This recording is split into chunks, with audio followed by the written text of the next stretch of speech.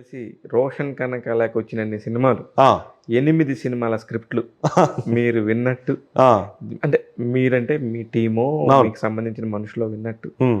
ఉండింది నిజమేనా? నిజమండి. అంటే నేను ఇంకా ఆ, మొత్తం వినలేదు, ఎందుకంటే ఇంకా ఈ ప్రమోషన్ హడావిడి నడుస్తుంది. బట్ ఒక 8 to 9 స్క్రిప్ట్స్ దగ్గరకు వచ్చాయి ప్రొడ్యూసర్స్. ఇంకా నేను ఒక 2-3 విన్నాను. మిగతా వినాల్సింది ఇప్పుడు కొంచెం టైం దొరుకుతుంది కాబట్టి ఇప్పటి నుంచి మొదలెడతాను. నాకేముండిందంటే ఇప్పటివరకు బబుల్ గమ్ మాత్రమే ఉండింది. దీనికి 100% జస్టిస్ ఎలా చేయగలుగుతాను అనేది మాత్రమే రన్ అవుతుంది హెడ్లో. ఇంకా దేనికి స్పేస్ లేదు నా తలకెళ్ళప్పుడు. ఈ సినిమా నిర్మాత విమల గారు కాబట్టి, సొంత అమ్మమ్మ కాబట్టి ఇంత ప్రమోట్ చేశారా? ఫ్యూచర్లో మీరు చేయబోయే సినిమాలన్నిటి కూడా ఇలానే ప్రమోషనల్ ఆస్పెక్ట్లో సపోర్ట్ చేస్తారా? డెఫినెట్గా ఫ్యూచర్లో చేసే ప్రతి సినిమాకి ఇంతే చేస్తాను. ఎందుకంటే ఇప్పుడు మేము సొంత సినిమా కదా. అలా అని కాదు, ఇప్పుడు ఈ సినిమాకి సొంత సినిమాని కాదు ప్రమోషన్ చేసింది. నేను చేసిన దానిపై నేను నమ్మాను, ఆ కంటెంట్లో నమ్మాను. అండ్ ఎంత కష్టపడ్డారో నాకే తెలుసు. సో అక్కడ కష్టపడిన దాన్ని జనాల్లోకి తీసుకెళ్ళలేదు అంటే waste. So any cinema that I do, చిన్న పెద్ద ఏ తేడా లేకుండా, అది ఎవరిది అనేది కూడా తేడా లేకుండా ఈ లెవెల్లోనే దీనికి మించి కూడా చేస్తాను. బికాజ్ ఈ ఎరాలో ఎలా ఉంది అంటే జనాల్లోకి మనం సినిమా తీసుకెళ్ళట్లేదు అంటే ప్రమోషన్స్ పరంగా కానీ తీసుకెళ్ళట్లేదు అంటే జనాలు థియేటర్ రారు, అవసరం లేదు. వాళ్ళకి తెలియాలి ఈ సినిమా ఈ పలానా డేట్లో రిలీజ్ అవుతుంది, ఎందుకు రావాలనేది కూడా తెలియాలి. సో ఏ కంటెంట్ చెప్తున్నామో తెలియాలి, వాళ్ళు థియేటర్కి వచ్చి ఎందుకు ఎంజాయ్ చేస్తారో తెలియాలి. సో డెఫినెట్లీ ఏ సినిమా అయినా కూడా నేను చేసిన ప్రతి సినిమాని ఈ లెవెల్లోనే ప్రమోట్ చేస్తాను తప్పకుండా. అంటే అది నాకు వచ్చిన ఇన్స్పిరేషన్గా మీరు తీసుకోవాల్సిన వ్యక్తులు నాని, ఎగ్జాక్ట్లీ, అడివిశేషు, అవును, విశ్వక్సేన్, అవును, ఈ జానర్ ఆఫ్ పీపుల్ని మీరు వాళ్ళు తీసుకుంటే మీకు సినిమాకి ఎంత కష్టపడ్డారో, అవును, మీకు ప్రమోషన్స్కి అంత కష్టపడాలి. నేను మేజర్గా నేను ఎప్పుడు ఆలోచించేది ఏంటంటే అండి, నాకు ఒక మనిషి చెప్పాడు, మనం ఎంత మంచి సినిమా చేసినా కూడా దానికి మనం ప్రమోషన్స్ చేయకపోతే జస్టిస్ చేయనట్టుందండి. సో అలాగే ఇప్పుడు సినిమా ప్రమోషన్ ప్రొడ్యూసర్కి మాత్రమే కాదు, నాకు అంటే నా ఫ్యూచర్కి హెల్ప్ అవుతుంది. నా సినిమా నువ్వు స్క్రీన్ మీద కనిపించేటప్పుడు అది ఎవరైనా కూడా, ఎగ్జాక్ట్లీ, చిన్న క్యారెక్టర్ ఆర్టిస్ట్ అయినా అది మా సినిమా అని చెప్పుకోగలగాలి. ఎగ్జాక్ట్లీ, ఆ పరిస్థితి లేదు ఇప్పుడు ఇండస్ట్రీలో. అవును, తెలుసు. కానీ నాకైతే అలా లేదండి. నేను చేసిన ప్రతి సినిమాని నేను 100% బయటకు తీసుకెళ్ళాను. అంటే నా పరంగా నేను ఎంత చేయగలుగుతానో అంతే చేస్తాను, కానీ దానికి 1% కూడా తగ్గాను. ఇప్పుడు చేసిన దానికన్నా ఒక స్టెప్ హైర్ వెళ్తాను, అంతేగాని తగ్గను.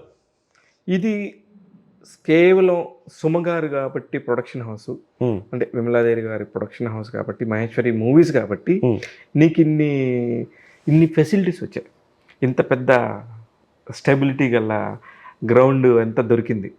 ఫ్యూచర్లో ఒక పెద్ద ప్రొడ్యూసర్స్, కొత్త ప్రొడ్యూసర్స్ దగ్గర నుంచి మీకు ఇలాంటిది దొరక్కపోవచ్చు, కానీ ఆర్టిస్ట్గా ఒక మంచి కథ రావచ్చు, ఎగ్జాక్ట్లీ, దానికి సంబంధించి వర్క్ చేయాల్సి వస్తుండొచ్చు. అప్పుడు మీ ఆలోచన విధానం ఎలా ఉంటుంది?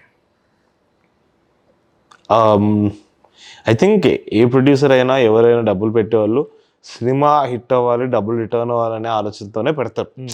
ఊరికి పెట్టారు, సరదాగా ఏం చేయరు. సో డెఫినెట్గా అలా జరగదని నమ్ముతున్నాను. జరిగినా కూడా నా 100% నేను చేస్తాను. నేను జరగదనే నమ్ముతున్నాను. ఒకవేళ హైపోథెటికల్ సిచ్యువేషన్లో ఓకే అలా జరిగిందే అనుకోండి, అప్పుడు నా 100% నేను నా సినిమాని ఎంత బయటకు తీసుకెళ్ళగలుగుతాను, నా 100% నేను ఎలా ఇవ్వగలుగుతానని ఆలోచిస్తాను తప్పితే వాళ్ళు ఇలా చేయలేదు, నాకు అలా చేయలేదని ఏ రోజు మాట్లాడు. ప్రస్తుతం ఉన్న హీరోల్లో ఏ హీరోకి తరపు నుంచి ఇట్లా ఉండాలి అని అనుకుంటున్నారు? ఎవరెవరు చేసే ఆర్టిస్టులది మీకు నచ్చుతుంది? మీరు ఏ తరహా హీరో అవ్వాలనుకుంటున్నారు?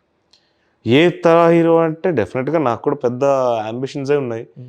ఎవరు కూడా చిన్నగా సెటిల్ అయిపోదాం అని ఆలోచించారు ఎవరు వచ్చినా కూడా. కరెక్ట్. సో డెఫినెట్గా నాకు నా అంబిషన్స్ ఉన్నాయి. అది వచ్చిన రోజు మాట్లాడుతాను, ముందే మాట్లాడుతూ. ఏదో ఒక డ్రీమ్ ఉన్నప్పుడు అవును, ఎవరో ఒకరు టార్గెట్ ఉంటారు. అవును, అదే నేను అడుగుతుంది.